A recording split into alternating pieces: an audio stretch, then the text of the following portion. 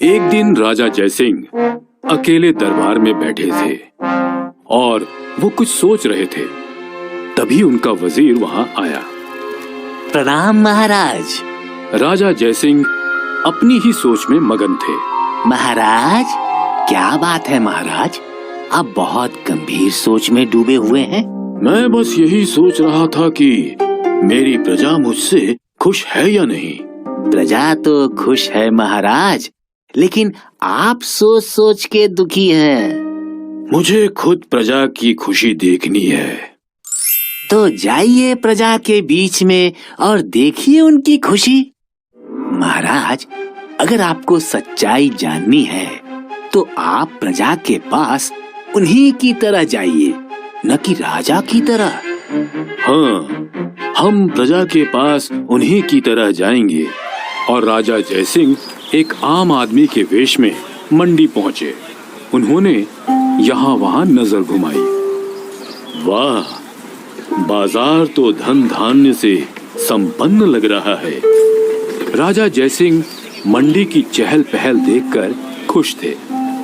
यहाँ तो सब ठीक है, हमें नगर वासियों की जिंदगी भी देखनी है।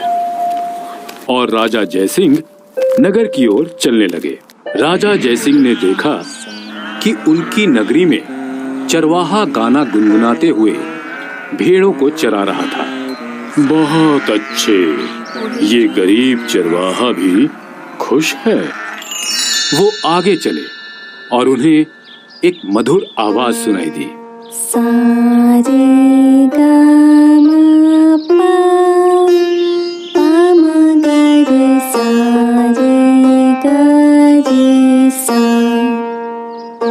राजा जयसिंह आवाज का पीछा करते गए। चलते चलते वो उस घर के बाहर पहुंचे जहां से एक सुरीली आवाज आ रही थी। राजा जयसिंह ने देखा कि एक छोटी बच्ची गाने का रियाज कर रही थी। कुछ देर तक राजा जी ने उसका गाना सुना और जब वो लड़की रुक गई, बड़ी मीठी आवाज है तुम्हारी। धन्यवाद। बेटी, तुम्हारा नाम क्या है? मधुरा। जैसे गुण वैसा नाम। तभी मधुरा के पिताजी रामकिशन वहाँ आए। आपकी बेटी की आवाज बहुत मधुर है। हाँ है तो। राजा जयसिंह को इस व्यक्ति का ऐसा बर्ताव अच्छा नहीं लगा, पर वो शांत रहे। ये लो मधुरा, एक छोटा सा उपहार। राजा जयसिंह ने मधुरा को एक सोने का सिक्का उपहार में दिया, जिसे देख रामकिशन की आंखें फटी की फटी रह गई।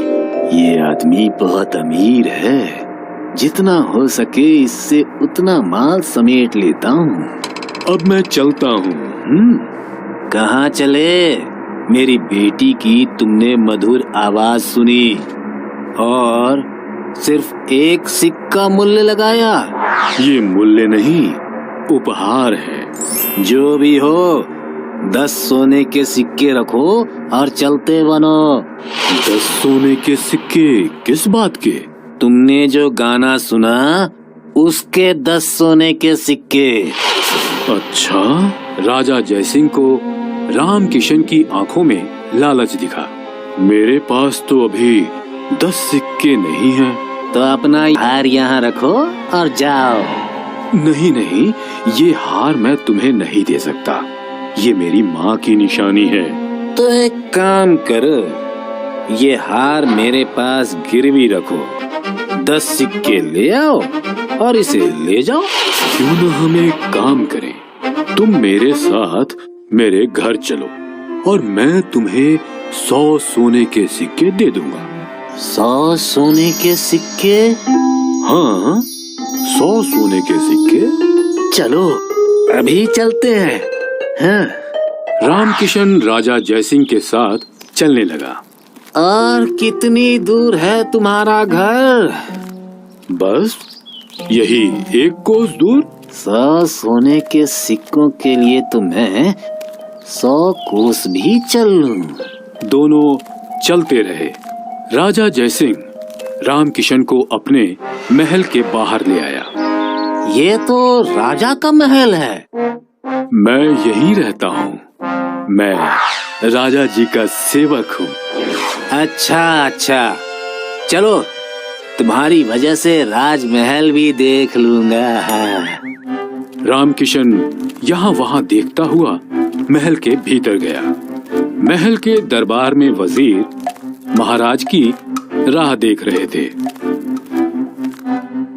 अरे तुम राज सिंहासन पे क्यों बैठ रहे हो? तुमने तो कहा था कि तुम राजा के सेवक हो।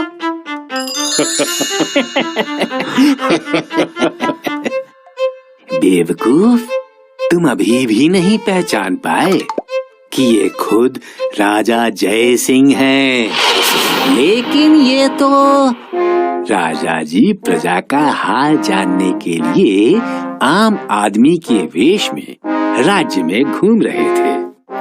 महाराज, अब इस मानव ने क्या किया जो आप इसे अपने साथ राजमहल ले आए?